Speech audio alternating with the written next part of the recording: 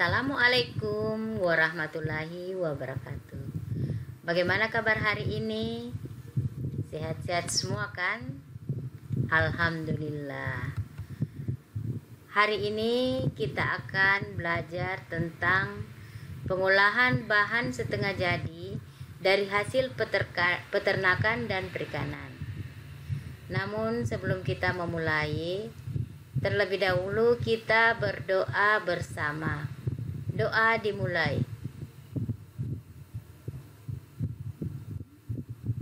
Doa selesai. Tujuan pembelajaran hari ini itu antara lain kalian nantinya mampu membuat rancangan bahan setengah jadi dari hasil peternakan dan perikanan. Mampu membuat bahan setengah jadi dari hasil peternakan dan perikanan. Bahan setengah jadi. Bahan setengah jadi merupakan bahan pangan mentah yang telah mengalami proses pengolahan atau pengawetan, baik secara fisika, kimia, maupun mikrobiologi, dengan tujuan untuk memperpanjang daya simpan. Keuntungan bahan yang diolah menjadi bahan pangan setengah jadi antara lain menjadi bahan baku yang fleksibel untuk industri pengolahan lanjutan, dapat diperjualbelikan antar daerah dan sebagai komoditas ekspor, aman dalam distribusi dari satu tempat ke tempat lainnya, dapat dikemas lebih ringkas, menghemat ruangan dalam penyimpanan, mengurangi biaya dalam penyimpanan, tahan lama dan lebih kuat di cuaca dingin ataupun di cuaca panas. Metode pengolahan produk setengah jadi dari hasil perikanan dan peternakan antara lain pembekuan seperti filet ayam, filet ikan, daging beku.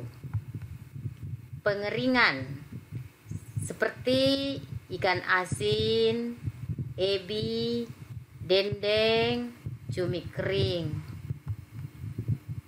Pengasapan. Dari pengasapan ini ada ikan asap, daging asap. Kemudian pengalengan. Dari hasil produk yang dihasilkan itu adalah ikan kaleng dan kornet. Kemudian penggaraman. Ada telur asin, dempo opo, balekan nasa. Perebusan. Makanan bahan setengah jadi yang dihasilkan seperti bakso, sosis. Pengususan.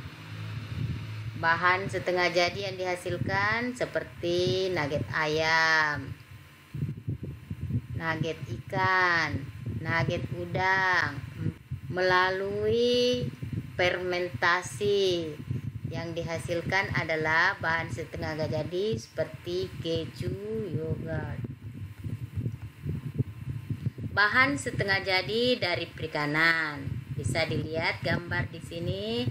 Ada balai tapa, ada ikan kering, nugget ikan, filet ikan, ebi, sarden, balai dempo, bakso ikan, cumi kering. Bahan setengah jadi dari peternakan antara lain filet ayam, bakso sapi, nugget ayam, sosis, kornet, dendeng sapi. Bahan setengah jadi selesai kita buat. Bahan tersebut memerlukan pengemasan. Adapun tujuan pengemasan di sini adalah melindungi isi atau makanan dari benturan cuaca dan mikroorganisme, menjadi daya tarik dan pembeda dari berbagai jenis dan merek makanan. Sebagai informasi mengenai makanan tersebut, yaitu nama dan merek makanan, isi makanan, berat, kandungan bahan dan nutrisi, tanggal kadaluarsa, produsen, kode produksi, dan keterangan khusus harus jelas. Jenis-jenis kemasan yang biasa digunakan antara lain: kemasan primer adalah kemasan yang berhubungan kontak langsung dengan produk makanan. Ukurannya ini relatif kecil dan biasa disebut sebagai kemasan eceran, seperti kantong plastik, gelas plastik. Kemudian kemasan sekunder adalah kemasan kedua yang berisi sejumlah kemasan primer. Kemasan jenis ini dapat dimanfaatkan untuk memajang produk seperti kemasan karton.